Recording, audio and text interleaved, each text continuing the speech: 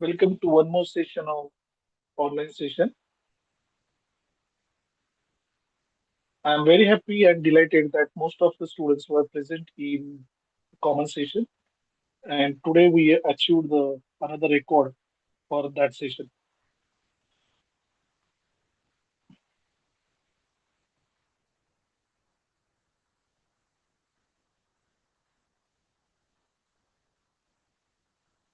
Now let's wait for some minutes to get the switch over.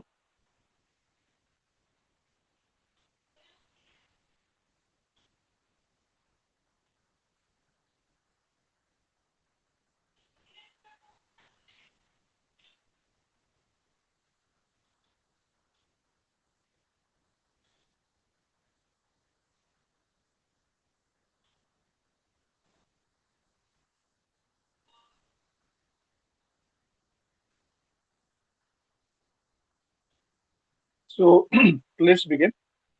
Last session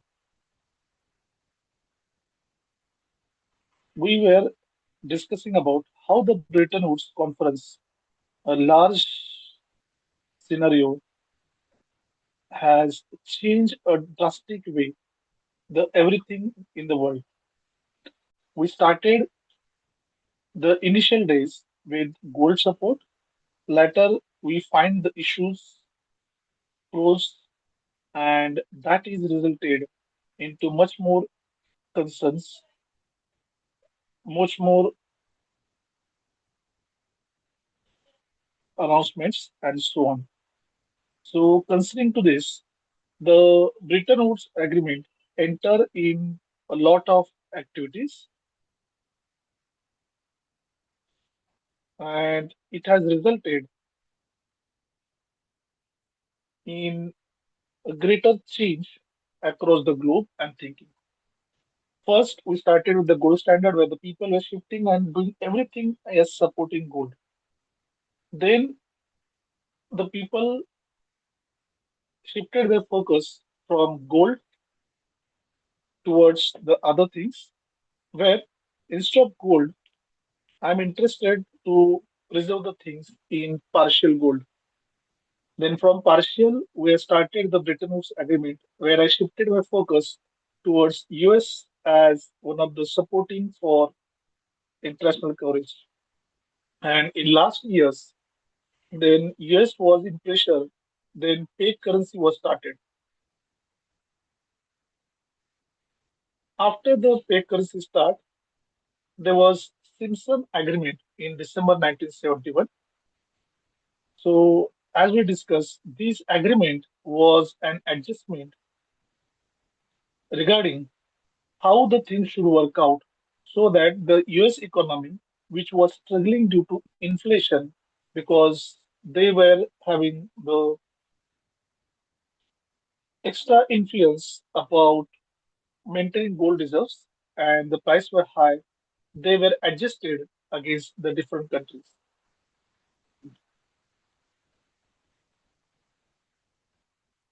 So let's discuss.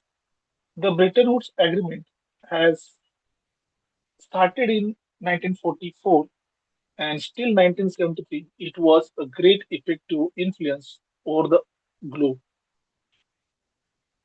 The Bretton Woods Agreement support the fixed exchange system which ends officially on June 1973 and the world has shifted something called as floating exchange rates.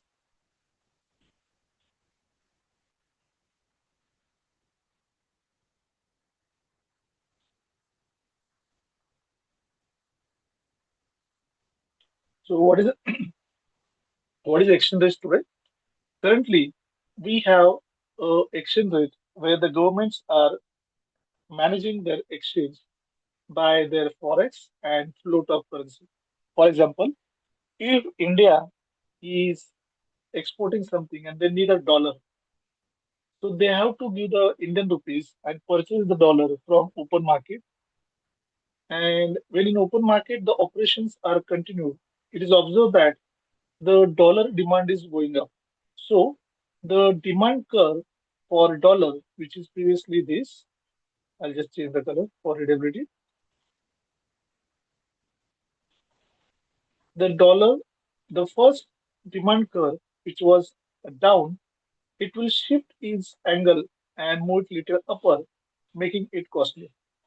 But same time, the Indian government has to ensure the flow of rupee, which will come down instead of the intervention at this point where the cost is high, they will try to interact something lower point. So if I make it point A and make it here as point B, so instead of point B, the point A is focused, where the countries with the help of their forex reserves, countries with the help of their cartels and trade agreements control the flow of money, and they are following demand and supply push the floating exchange rates. We have started with gold standards. We have then started with partial gold standards. Then we shifted to the peg system where US dollar was the base, and then now shifted to the floating where the market forces will decide what will be my exchange rate and how much price I need to pay for.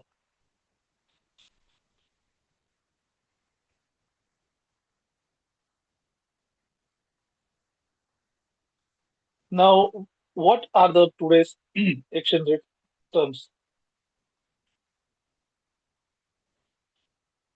In today's exchange rate terms, we have find there is a mixed system where we allow to float the currency that markets can decide the currency rate, but the governments are managing by intervention of their central bank system and influencing the money market.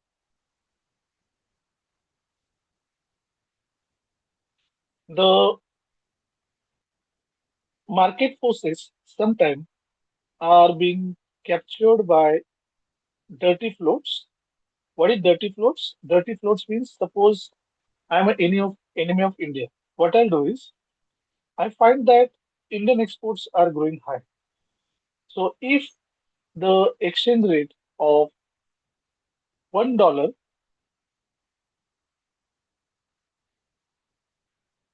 is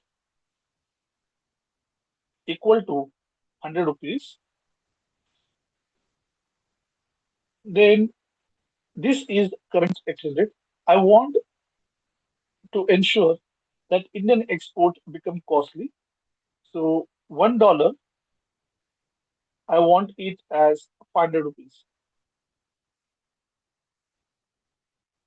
So the person on interest level who is buying my products, who is purchasing my products, he will feel that the products are very costly. The products are much more costly. And instead of buying from me, they will do it and they will buy it from any other source. Let's give an example. India, Pakistan, they produce the basmati rice.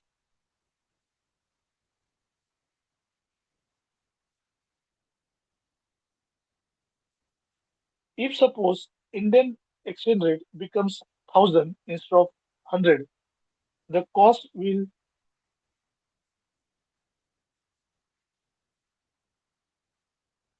go higher and higher. For example, if for 1,000 rupees $1 is there, then the person who is buying dollars, he needs to pay 1,000 rupees. In that case, when I'm importing something, that will become too costly. So people will start low importing, and the people who are selling they get very less. For example, basmati rice for 100 kg is 10,000. So the price for 100, I'll just change the color. The price for 10 kg, if the price is 100, will be 100 into 10 is 1,000 rupees. And if the price is 500, the same price will be 500 rupees into, so it will become 5,000. So the person who is exporting, he will be having advantage. The person who is importing, he also have advantage because he get more quantity. But this will impact my international trade. So if I want to disturb the Indian economy, what I will do is I'll intentionally reduce the price of Indian currency, and for $1, I need to pay 5,000 rupees. Now, instead of 500 rupees, if suppose my exchange rate become 5,000, we Indians will feel great. Why? Because exchange rate is increased. But actually, when the exchange rate increases, we are being charged more. We are getting exploited. For 10 kg, now instead of 5,000, what I'm paying is 50,000. So product remains same, the service remains same, but just change in price, I'm paying more. So in today's exchange regime, we have noticed the change in currency management, where instead of only floating, the managed floating system is followed to avoid the dirty floats, to avoid the monopoly and control the flow of currency in such a way that it will not deflate or influence the currency exchange rate in negative manners.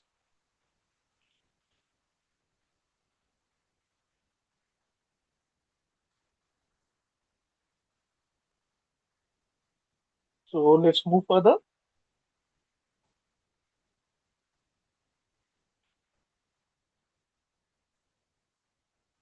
Since March 1973, that is the post-Bretton Woods Agreement, we have seen the major world currencies are operated on floating exchange rate. What is my demand and what is my supply?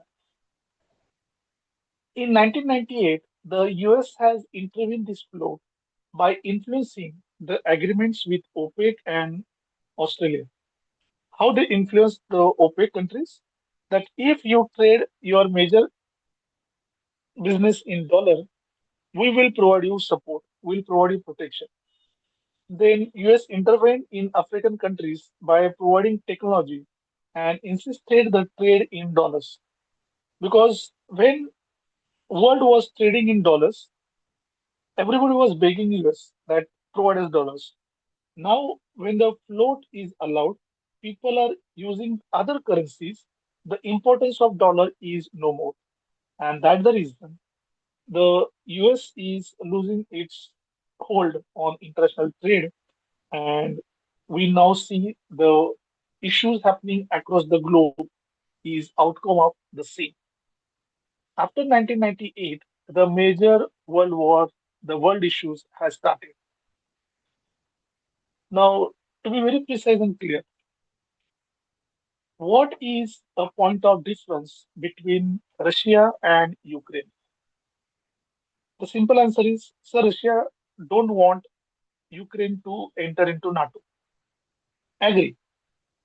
But why Russia is opposite? Because he feels if NATO accept Ukraine, they will reach to the Russian border and ultimately they will influence the Russian decisions, and their monopoly or the dominance in that region is disturbed. Secondly, the Ukraine feels if they are member of NATO, they can get a military aid in terms of if Russia attack over them. But what happened?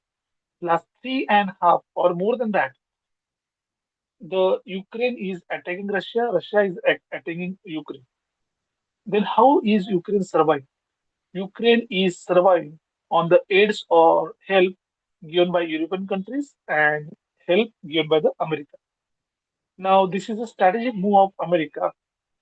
America is a basically capitalistic country rather than a democratic country.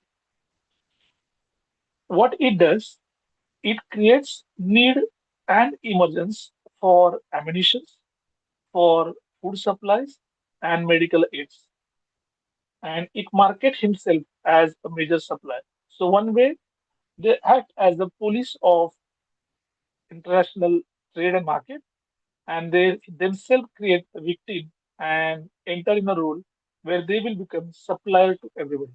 Now, take example of Iran and US war. The intervention of US over Iran was not welcome. The war was happening between Israel and Iran. Purposefully, the Israel was provoked for going in this, and the intention is to highlight the currencies of dollar. The most of the Kuwait, Bahrain, Saudi. Why these people was very good friend of US? Because they are the major source of energy on global level. They was controlling around 64% of global energy resources, and they have only three sources. One is the tourism, second is energy, and third is their data house. So these three was dominance of OPEC countries, and US entered there by supporting them.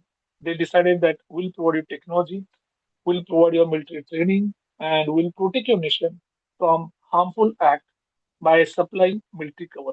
And this is indirect interventions what US has done in global level. So after March 1973, when the Bretton Woods agreements has collapsed and people are started in float currencies, the importance of dollar has tremendously gone down, and this decline importance has led to the economic interventions of US across the globe.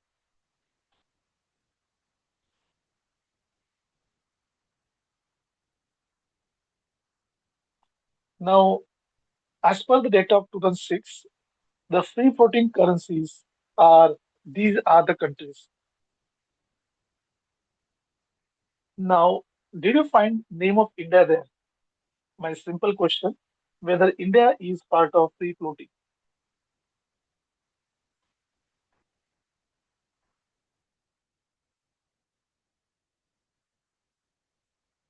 The simple answer is no, because India has a restricted float and it does not allow to change its currencies as and when they are required. In India, we control the currencies, we manage the currencies by taking into consideration the float and its needs. So that's all about emergence of financial market.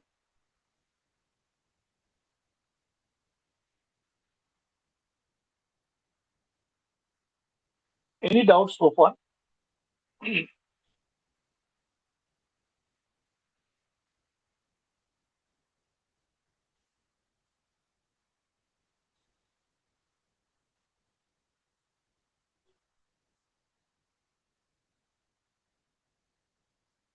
Any doubts so far?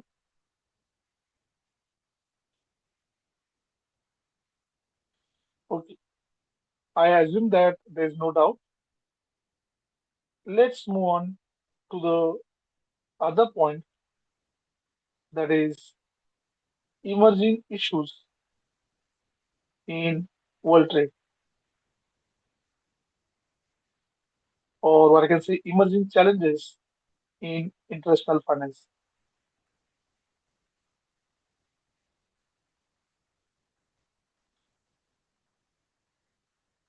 So let me share the PPT.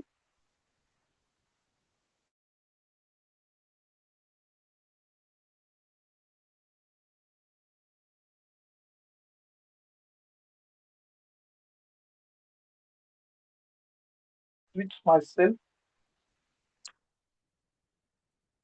Just be there in meeting. It will take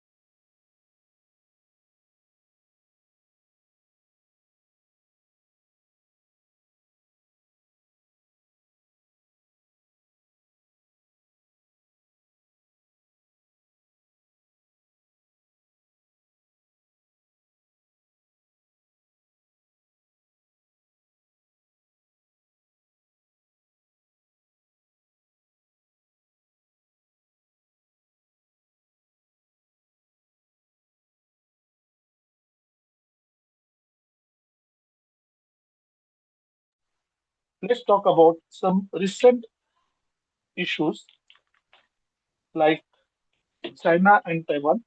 Why China is so desperate to have the Taiwan as their official country? Any guesses?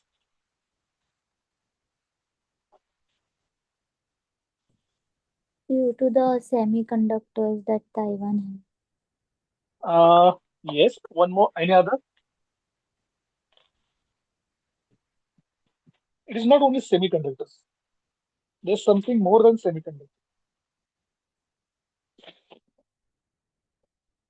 The Taiwan is a part of rich minerals, and secondly, it is an island between Japan and China.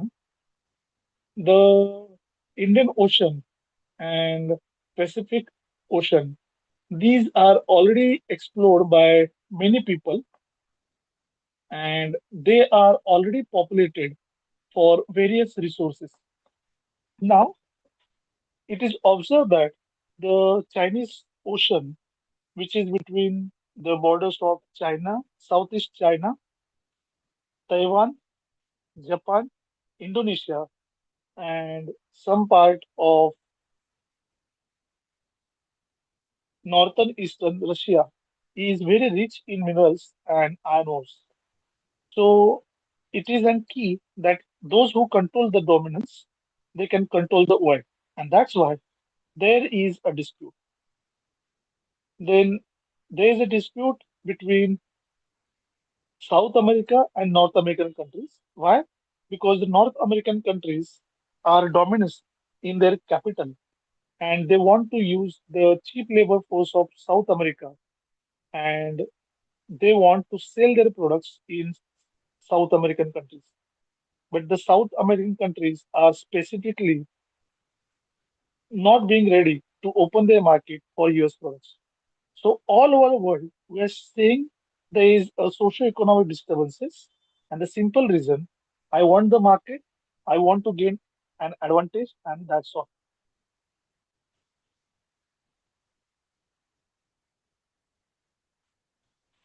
So this is one of the reason why those socio-economic disturbances are there, and there are the ethical and unethical issues emerging in international finance. So let me share the PPT.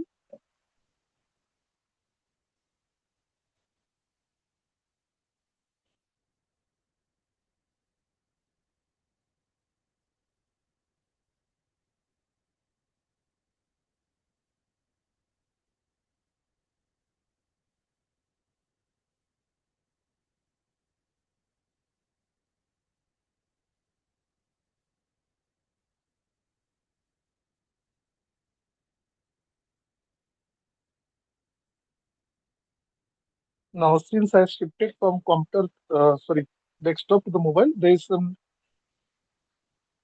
difference in words. So let's talk about. I'm skipping the basic part. Okay. Let's understand the exchange rates.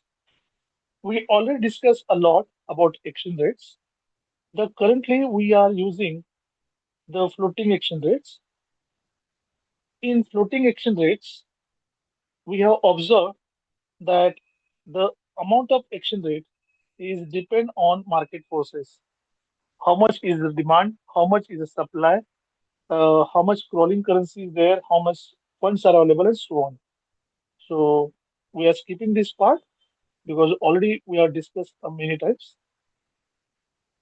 Now let's talk about the most important issue: balance of payment. Now, what is meant by balance of payment? Here, the balance of payment indicates the difference between import and export. To give a better example, suppose my salary is 10,000 and each month I am spending 10,000. So what will remain at the end of the month? It is simply zero. But if my salary is 10,000, I am only spending 1,000, then simply I am saving 9,000 per month and then I can use this 9,000 for building my wealth. Similar way, when we are trading in international market, we always has to ensure, we always has to check the balance of payment is positive. There are two types of there are two types of trade on global level. One is on current account and second is on capital account. There are two types of peoples. One is called FII, that is foreign institutional investors, and second it is called as FDI, that is foreign direct investors. The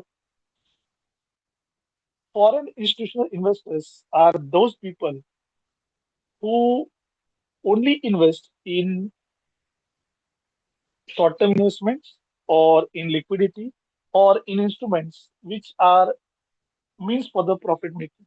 They are not interested for long-term investments.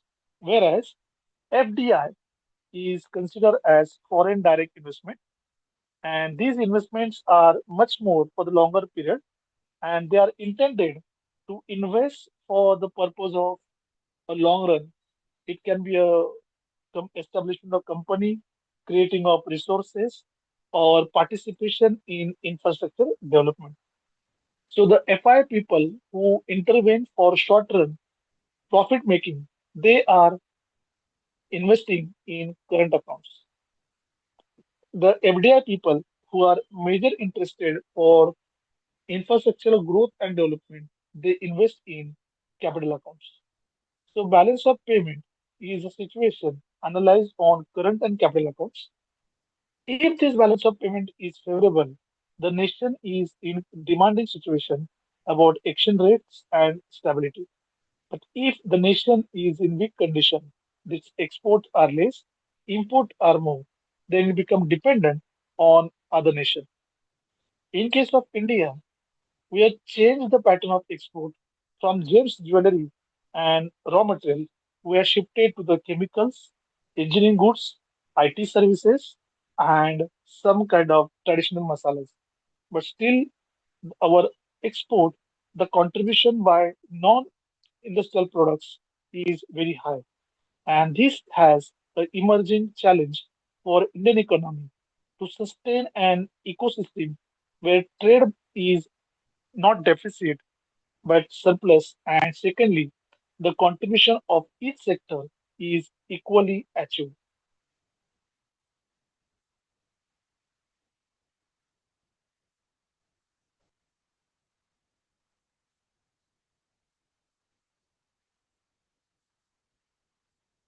Now let's talk about the issues and challenge on global level.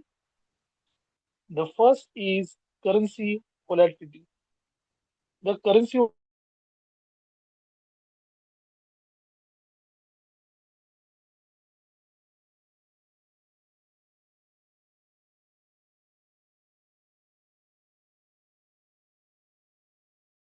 nothing but let's take example of four great things. The world trade was dominated by US from 1989 because they has major location advantage and they have the 27% of total land area, and till date they don't have involved directly in any war.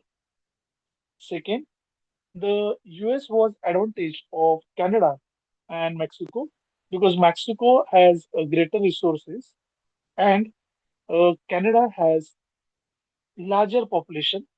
So using Canada populations, Mexican resources, the US economy was strong and they dominated the initial period of foreign exchange. Till 1944, the Bretton Woods Agreement and its settlement till 1973, they have continued to dominate. After 1973, the emergence of SAARC countries, that is South Asian Countries Association, has become a challenge. Then European Union after 1991, when they started the European Union, the major small nations of Europe, they joined together. So these all developments has become a challenge towards the US dollar in international market. Simply, this has created an issue of conflicts because if US is dominating, their advantage. If European Union is dominating, their advantage. And we are seeing on global level, there is always a issue who is having a powerful currency. Because if a nation is having powerful currency, they can easily dominance and regulate the international market.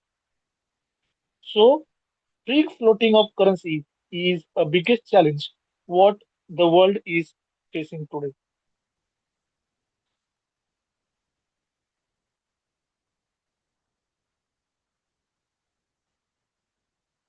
Second challenge is about developed and underdeveloped market differences.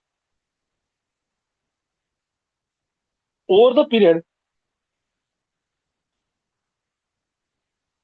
the gap between developed and developing nations has widened a lot.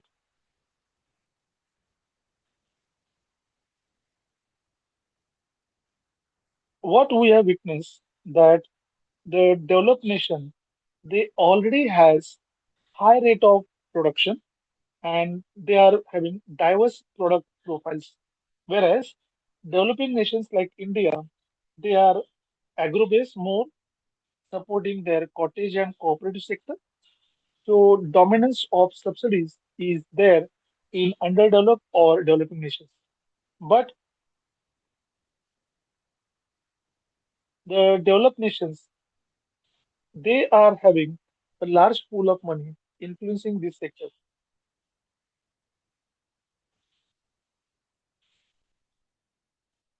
The companies or the organizations in these underdeveloped countries has suffered a setback by monetary powers of various companies from developed nations. So still there is a dispute about liberal market, equal opportunities for everybody because developed nations has a greater impact over the currency market and this impact has resulted in imbalance of flow of currency and this imbalance is resulted in clash between the developed nation and undeveloped. To give an example, in SARC, the Brazil has initiated the system where they have decided that they will come with some currency which the all members of SARC and uh, BRIC they will follow. So they pass a resolution when the SARC countries meet under the agreement of BRICS at Brazil and Venezuela. It was so offended the US because they feel that if the BRIC countries come with the one alternatives to the dollar, because most of the member of BRIC countries like India, Indonesia, Nepal, and China, they are major energy purchaser from OPEC as well as they are having a large population out of the world. So major marketing, major raw material suppliers, major population countries, if they come together and form the union and they try to dominate the market, it will become a major challenge to the US. And then US has captured the Venezuela president by making statement that they are involved in drug cartels and so on. So what we feel in global level, the dominance of trade and the cartels has created a great conflict. Similarly, the second issue which majorly find is about geopolitical risk. Now, what is geopolitical risk? Geopolitical risk arises due to political sensitives and conflicts like trade wars, economic sanctions, and political instability. Recently, when Trump has chaired as president of US, we have seen that he has a lot of sanctions against various nations, stating his slogan, which he used in his election. campaign US first. So, as per him, every country is exploiting the US. They are just taking advantage. So, they started imposing the charges 200%, 300%, and making the costlier product supply to US.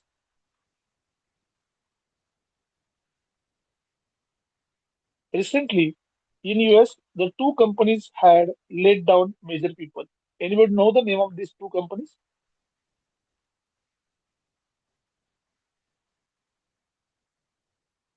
There are two major tech giants who has laid off almost around 38,000 people. Anybody has knowledge about the name of two companies? They are famous.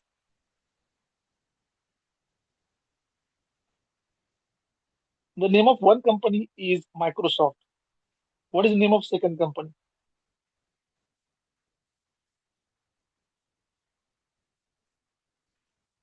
The second company which I'm talking about is also known to all Indians, and we are using that company's services in India.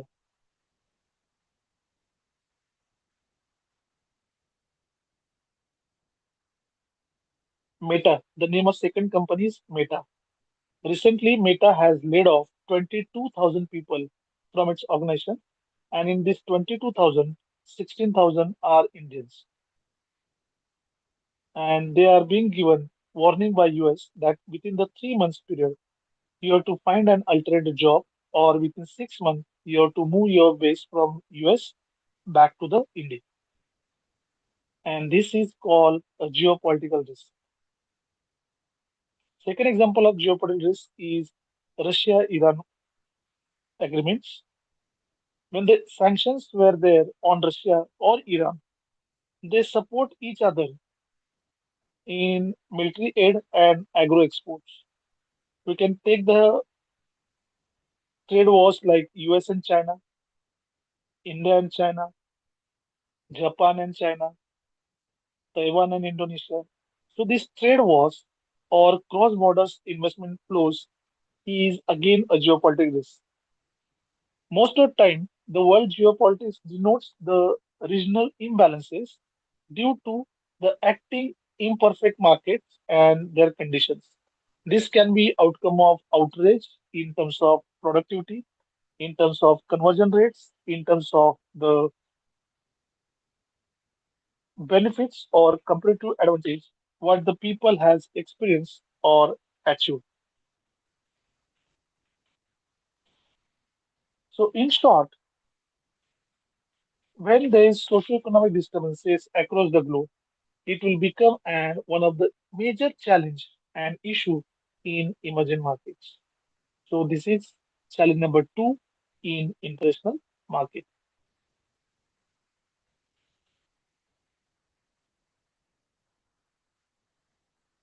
The challenge number three is regulation, the change and compliance.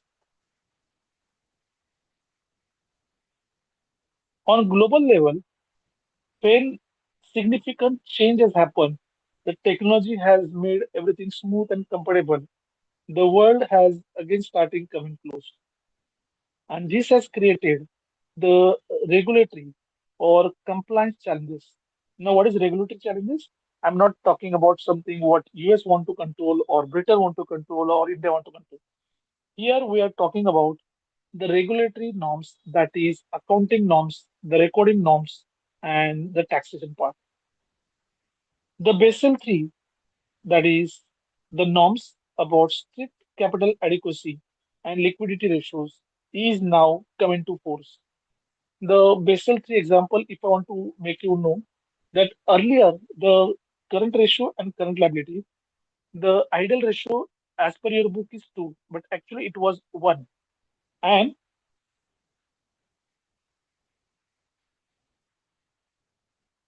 then it is shifted to the 1 liability equal to 0.75 current assets. And now Basel III has shifted that if you have to pay 1 rupee, you should maintain only 0.60 paisa. So the Basel III has made the funds more competitive, more challenging, and it significantly talks about the quantity of inventory. and holding of current assets. So these stricter norms has again make an influential impact for lending rates and buying habits because across the globe we have seen because of Basel III the interest rates are high and loans are become difficult because of credit sanctions. Then we expense the Foreign Account Tax and Compliance Act, which mandates the foreign institutions to report US account holders about their obligations and change the working file. So the facts which is launched in US, they try to indirectly force the global players to disclose their financial strategies and their correlations and inheritance towards US government. Indirectly, they want to control all the countries which are dealing in US economy in the interest of US nation. The third issue we have find is GDPR, where the global GDP issue is and become very significant. Rich countries and the poor countries gap has significantly grown to around 67% over the period of 6 months. The per capita income, which the poor country and rich earlier, the average gap was $2,300 per month. Now it has reached around $4,700 per month. So this gap has enhanced the quality of education, quality of life, and quality of sustainability across the globe. And this has created the regulatory and compliance challenges. Then, if I talk about the factual things, in India we have chartered accountants, and on global level we have CPA, that is Certified Public Accountants. Both work identically, but the Chartered Accountants of India has limited scope and in US, whereas US Certified Public Accountant has limited scope in India. So comparatively, we are following the liberal norms about the compliance, but all over the global to avoid the trade conflicts, to avoid the intervention and dominance of other nations over economy, each country is coming with new innovative concepts and ideas so that the regulatory compliances will become one of the way to control the intervention of other nations into their own nation.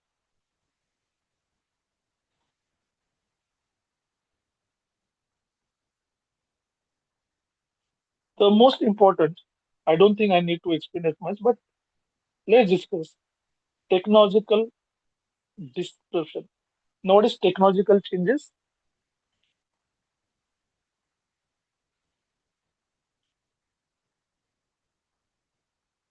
Anybody remember any technology change happened recently?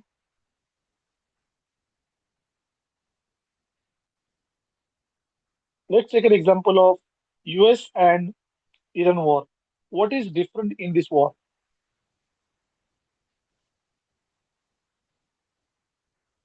Anybody?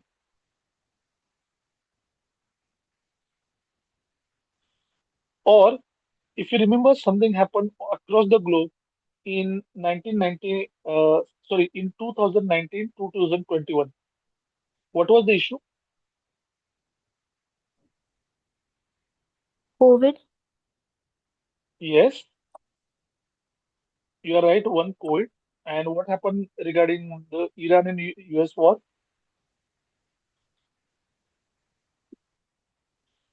Fuel crisis. No, not fuel crisis.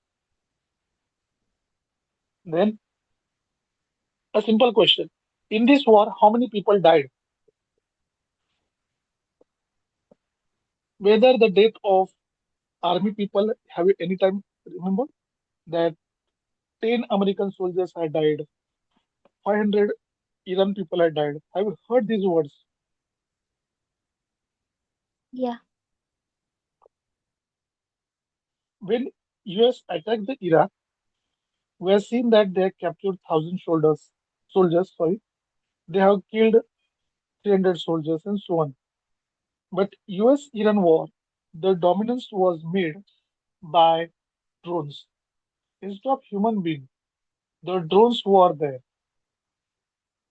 they are changing the technology in war. Now take the second example.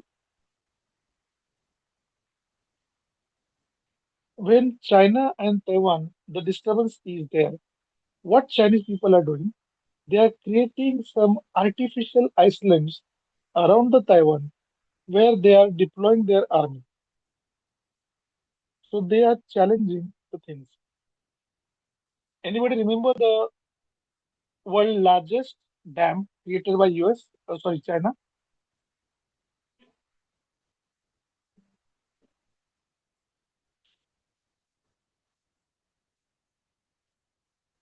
The world largest dam, that is Gracia, has created by China to control the flow of water in the river Brahmaputra, which flows from China to India to Bangladesh, and indirectly dominating the socio-economic control and controlling the nations. On global level, the SpaceX has changed the scenario. What is different between the our regular internet and SpaceX? Anybody using SpaceX?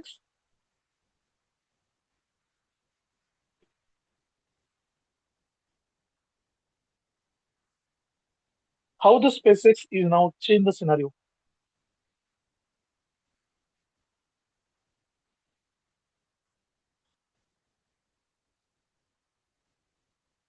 I many times given this example.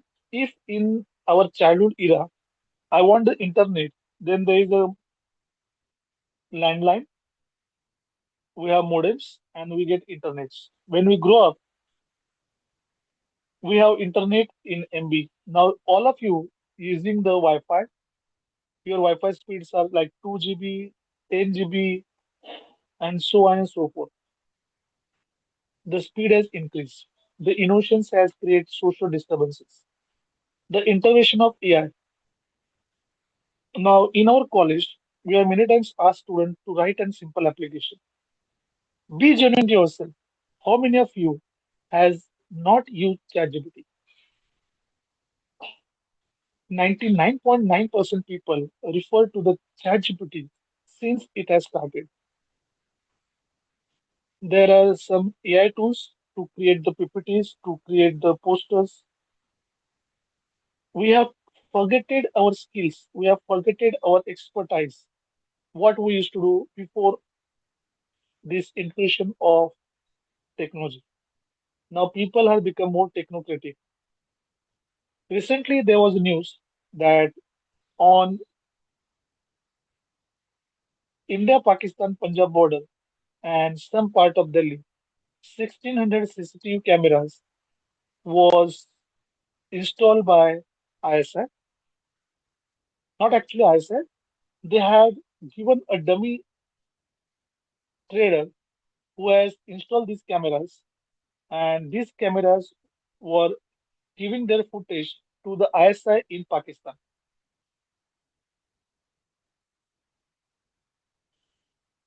And by means of this footage, they able to collect the very sensitive information about Indian activities. And because of this sensitive activity information, they are able to do intrusion and troubling India on larger level. So we have seen the AI, the automation, drones, COVID. These are technological disruptions what the world as whole is facing together.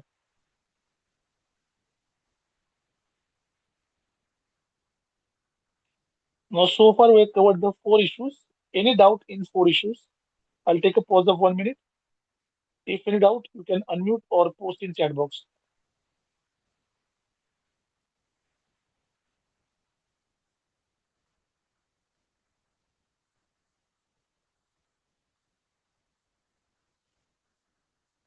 No issues. Let's move on. The fifth challenge is a global financial crisis. Now, It was the era of Great Depression from 1930 to 1933, where the world has suffered a lot setback. Similar way, now after the US-Iran war, world economic crisis as highlighting it's a major financial crisis. Now, what actually happened? The Iran and some OPEC countries has come with their own convergence of demands. BRICS and SAARC countries had decided to remove the dominance or influence of dollars. European countries and NATO countries, which were following the instructions and dominance of US, now has started operating independently. The Mexico and the Canada, which are part of NAFTA, that is North Atlantic Free Trade Agreement, now they are into the settlement scope. So the global financial crisis has started due to socio-economic disturbances. The prices of foreign exchange is increasing, and each nation is imposing the additional burden of tax instead of qualitative bottlenecks. They are using the financial bottlenecks like guarantee or conversion rates or the solidity of their own currency in foreign trade. And this is creating a bigger challenge where even though existence of International Monetary Fund, IBRD or World Trade Organization, they are not able to resolve the disputes and issues in convertibility and honoring the payment on global level.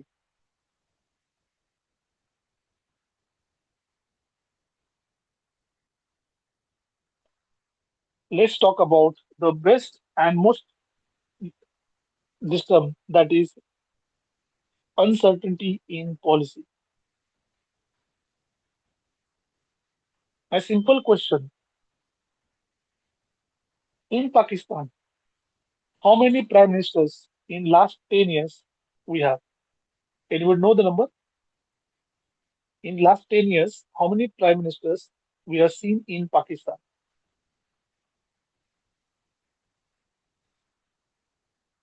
Okay. Have you seen how many prime ministers in Bangladesh? We already know that Bangladesh is a disturbed country. Nepal is disturbed country. Pakistan is disturbed country. At time being, India, China, South Africa, America, Singapore. So, considering this, these countries are enjoying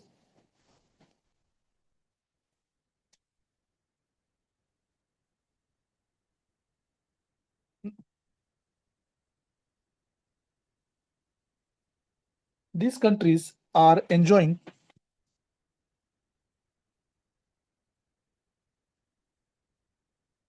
these countries were stable in making their policies and legalities of approach.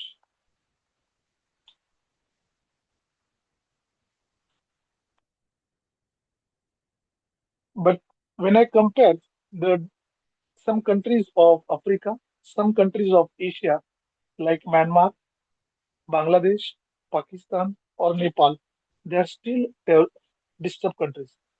When countries are disturbed, the policies and trade regimes are disturbed. They don't have fixed government, they don't have fixed policy, then it become very uncertain to trade with the similar countries. And because of this, developed countries, underdeveloped countries, they are influencing.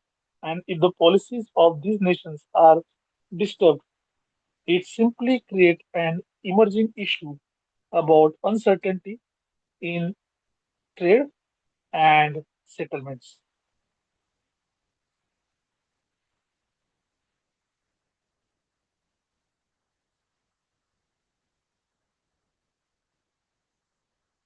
So I'm just keeping the some common things which we already discussed.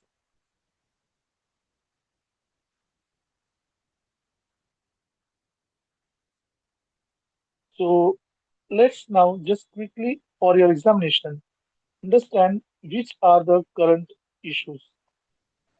The first issue is exchange rate conversion. Second is balance of payment and balance of trade. The third issue is currency volatility. Fourth is capital adequacy, transfer payment, currency hedging, energy crisis, and overall disturbance in policies. So these are certain emerging issues in international finance.